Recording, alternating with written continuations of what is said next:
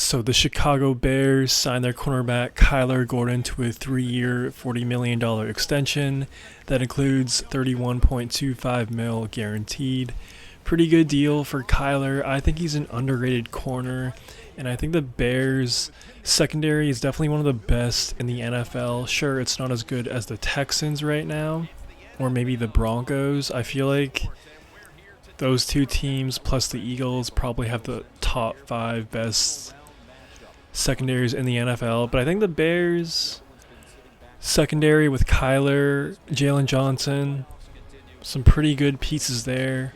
And just overall, I think Kyler Gordon is a very, very underrated player. I feel like he doesn't get talked about enough. I'm sure if the Bears have a very productive and successful season, I'm sure he'll get more attention in the media and just among fans and whatnot. But yeah, man, if you're a Bears fan, you gotta love this move. As of right now, he's only 25, and during the 2024 season, he had a career-high 75 tackles, 5 pass breakups, and 1 forced fumble. This deal makes Kyler Gordon the NFL's highest-paid slot corner, and it keeps him under contract through the 2026 season. And back-to-back off seasons, the Bears lock up one of their defenders. A year ago, they gave Jalen Johnson a 4-year, $76 million contract. So good job, Ian Poles. But yeah, man, overall a great move in my opinion. If you have a problem with it, let me know in the comments below. I'm curious, do you think it's an overpay or I don't know? Let me know if you have a problem with it down below. I'm curious. Also, another contract extension that could be on the way is for Courtland Sutton. He has 1 more year remaining on his deal. He's open and optimistic that a deal will get done. He is currently the Broncos' #1 receiver in Denver. To be honest, I don't know when they're going to sign him. I'm sure they'll get a deal done at some point before the season starts.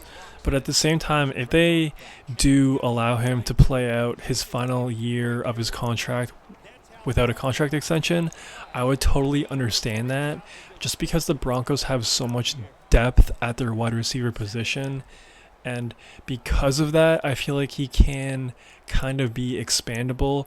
I know he's a baller, but at the same time, like, the Broncos have a ton of wide receivers, bro. So I don't know. I'd be cool with it either way. If they want to, do right by him and pay him before the season starts, I get that. But also the NFL is a business and you kind of have to see how it plays out. Like, hypothetically, if you were to give him a contract before the season starts and he gets hurt, that's a pretty rough look. I mean, the 49ers got burnt a year ago with Ayuk, and even 2-3 years ago, the Broncos paid Tim Patrick, and then he missed back-to-back years with injuries. So maybe George Paton is a little bit hesitant with that in mind.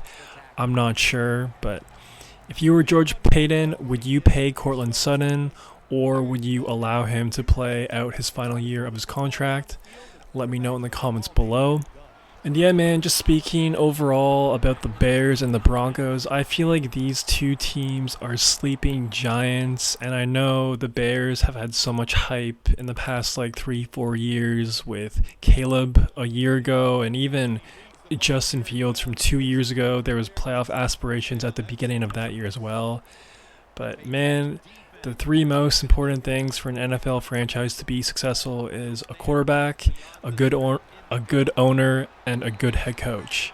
And I feel like the Bears maybe, just maybe, have finally gotten a good head coach.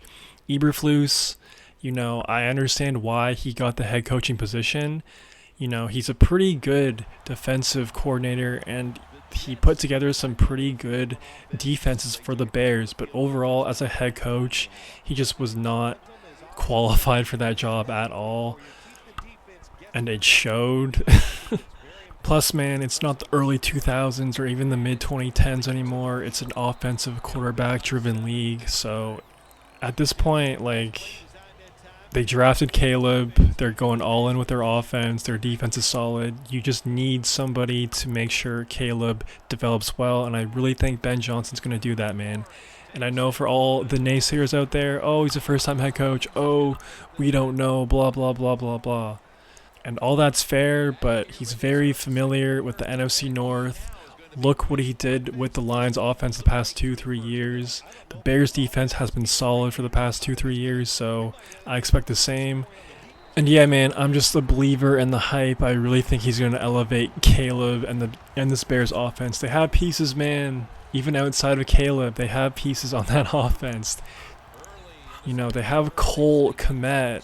He's a great tight end, but they just did not use him a year ago. And I'm sure, you know, especially with what Ben Johnson had in Detroit with Sam Laporta, he's definitely going to utilize him a lot more.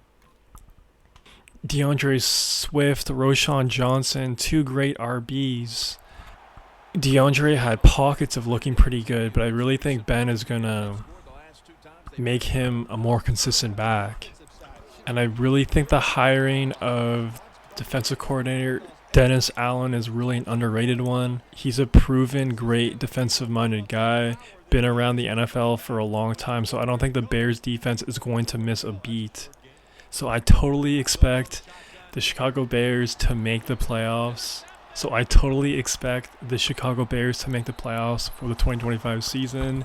Let me know if you agree with me, and who knows, maybe they could go on a little playoff run. I'm not saying an NFC championship appearance, but if they could get to the second round, or even if they could just get into the playoffs, I think the first season as Ben Johnson being the head coach is a success.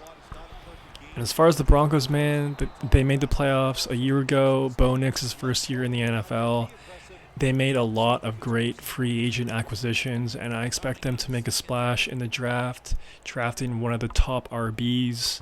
And I'm telling you, man, that defense is solid. One of the best defenses in the NFL a year ago. Led the league in sacks. They could just stay healthy. I think that's a top 5 defense, man, easily. Plus, Bo's second year in the NFL. Maybe they'll have a run game this year. They have great wide receivers. I really think this team could maybe, just maybe, make an AFC championship appearance. You know, I don't know. We'll see. But I'm telling you, Broncos are a dark horse team. I know that might sound a bit crazy, but maybe it is. But yeah, man, let me know if you agree with my assessments on the Bears and the Broncos. Do you think the Bears are going to be significantly better with Ben Johnson? And do you think the Broncos are a low-key dark horse team to make a deep playoff run this year? Let me know in the comments below. If you made this far, please subscribe and like the video. It'd help out your boy a ton. That's all I got for right now. Peace.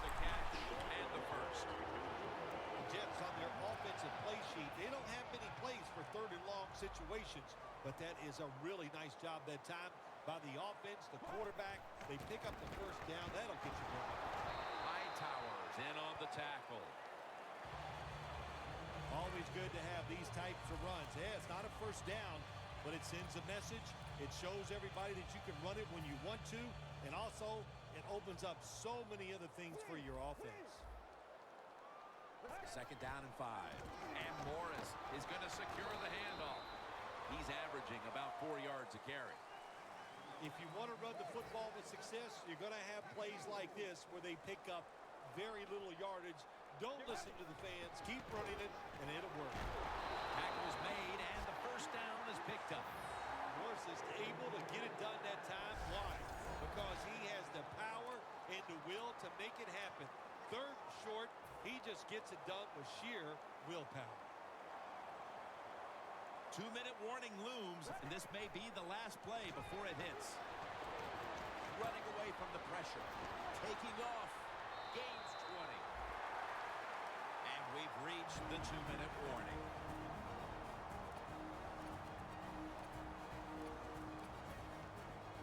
Welcome back. Halftime just a couple of minutes away as we resume play out of the 2-minute warning.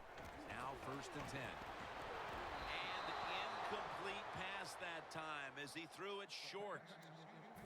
Play after play after play here on this drive. Anytime as a quarterback you see the receiver coming across the field on a drag route, don't lead him, just stick it on him. Jets are in the end zone. Amaro's second touchdown of the game.